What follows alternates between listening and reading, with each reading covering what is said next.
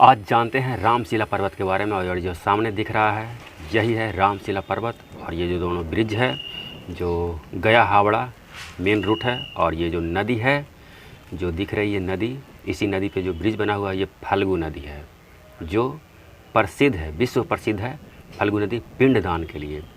तो जानते हैं रामशिला के बारे में।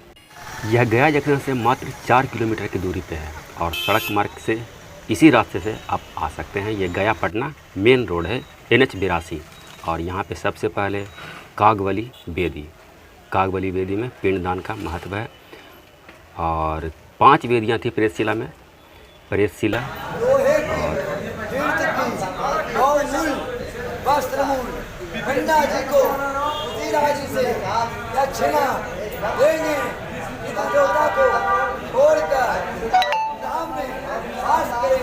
यहाँ पे यमराज, कौआ और कुत्ता का पिंडदान होता है।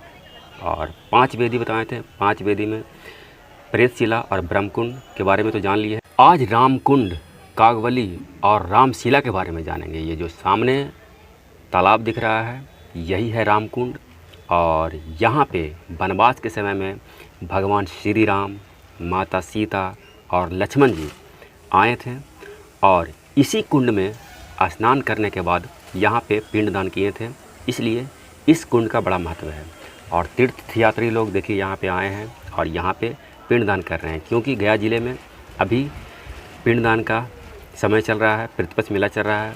गया ज़िले में पितृपक्ष मेला 2023 जो 28 सितंबर से लेकर के 14 अक्टूबर तक चलेगा। 17 दिन का ये मेला होता है, तो 14 अक्टूबर तक चलेगा। देखिए लोग पिंडदान कर रहे हैं। और ये राम कुंड, यहाँ पे स्नान करने के बाद ये जो सामने दिख रहा है यही पर्वत है रामशिला। और देखिए रामशिला के ठीक नीचे मंदिर है और यहाँ पे भगवान गणेश, भगवान शिव और राम, लक्ष्मण, सीता माता तीनों का मूर्ति भी यहाँ पे है। देखिए पिंड गोल क्यों होता है, इस पे पहले देख लेते हैं गणेश जी को। ये हैं गणेश जी और मूंगा का इतना बड़ा गणेश जी शायद ही कहीं देखने को मिलेगा। मूंगा रत्न का है ये गणेश जी हैं, मूंगा रत्न का बना हुआ। यहाँ पे श्री राम, माता सीता और लक्ष्मण विराजमान हैं।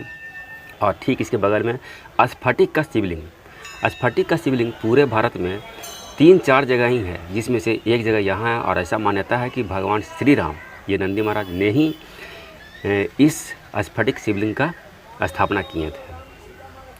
तो अब चलते हैं पहले रामशिला पर्वत पे। यहाँ पे पर्वत पे सीढ़ियों की संख्या, ये बट वृक्ष जिसे आशीर्वाद मिला हुआ है माता सीता का क्षय होने का, कभी ये क्षय नहीं होता है। 50 से 60 सीढ़ी चढ़ने के बाद एक पड़ाव है और यहाँ पे पिंडदान हो रहा है। और यहीं पे हनुमान जी का एक मूर्ति और भगवान शिव का एक मंदिर दोनों स्थापित है। पिंडी के गोल होने के पीछे भी एक साइंस छुपा हुआ है, क्योंकि पृथ्वी गोल है, सूर्य गोल, चंद्रमा भी गोल, ब्रह्मांड भी गोल है। माँ के गर्भ में जो भ्रूण होता है वो भी गोल होता है। और एक मनुष्य है जो एक गोले का ही रूप है, अतः मनुष्य के मुक्ति के लिए पिंडी को गोल रखा गया है। प्रेतशिला की अपेक्षा यहाँ की सीढ़ियाँ हैं जो बहुत चौड़ा है, लगभग 5 सीढ़ी के बराबर एक सीढ़ी है यहाँ। और यहाँ सीढ़ियों की संख्या है जो 340। तो अभी लगभग आधा पहुँच चुके हैं, थोड़ा सा और बाकी है।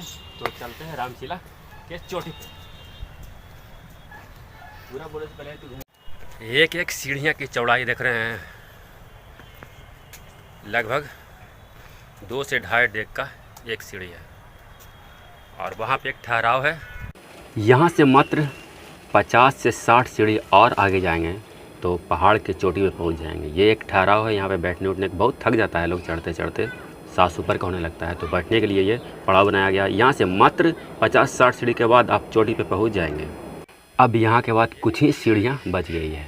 हालांकि बिहार राज्य में जो गया ज़िला है जो पहाड़ के लिए ही प्रसिद्ध है, कई पहाड़ जैसे रामशिला, प्रेतशिला, ढुंगेश्वरी हो गया। यहाँ पे एक भैरव बाबा का मंदिर सबसे पहले चढ़ने के बाद, और वो हनुमान जी का मंदिर है। यहाँ से कुछ मंदिर का दृश्य दिखने में इस तरह से लगता है। और ये जो सामने मंदिर दिख रहा है ये सीढ़ियाँ, यहाँ से सीढ़ियाँ 10-12 सीढ़ी है। यहाँ से हनुमान जी का मंदिर सबसे पहले आपको दिखेगा। ये हनुमान जी। जय श्री राम। ये होंगे हनुमान जी। और हनुमान, ये जो ठीक सामने दिख रहा है एक और गेट हनुमान जी के बाईं ओर, वो मंदिर है जो माता सीता, श्री राम और लक्ष्मण जी का मंदिर है।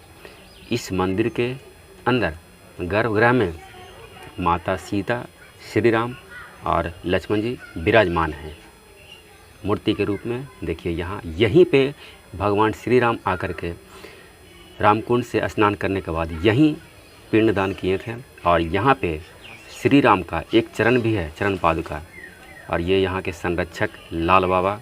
ये जो सामने मंदिर दिख रहा है, यही शिव मंदिर है और इसी मंदिर में भगवान श्री राम का चरण विराजमान है। और इस मंदिर के प्रांगण को देखिए, दृश्य ऐसा है। और ये यहीं पे श्री राम का चरण। जय श्री राम। जब श्री राम पिंडदान करते समय भगवान शिव की आराधना करना चाहें तो ये जो मंदिर में शिवलिंग है उसी समय आप रूपी निकली थी। आप रूपी निकलने के कारण हर हर महादेव की जय। आप रूपी निकलने के कारण इस शिवलिंग का नाम पड़ा पातालेश्वर महादेव और रामेश्वर महादेव, क्योंकि राम जी ने इस शिवलिंग का पूजा किए थे, इसलिए इस शिवलिंग का बहुत महत्व है। सावन में तो बहुत भीड़ रहता है। हर सोमवारी के ऐसे यहाँ शाम को श्रृंगार होता है माता पार्वती यहाँ विराजमान मूर्ति के रूप में। और यहीं पे जय विजय और धर्मराज की भी मूर्ति है जो विराजमान है। ये मंदिर के पीछे का दृश्य है, मनोरम दृश्य है। पुराणों में ऐसा वर्णन है कि जो व्यक्ति पिंडदान, श्राद्ध कर्म और तर्पण में समर्थ नहीं है, वो पिंडदान के समय में 5, 11, 21 ब्राह्मणों का भोजन करा दें।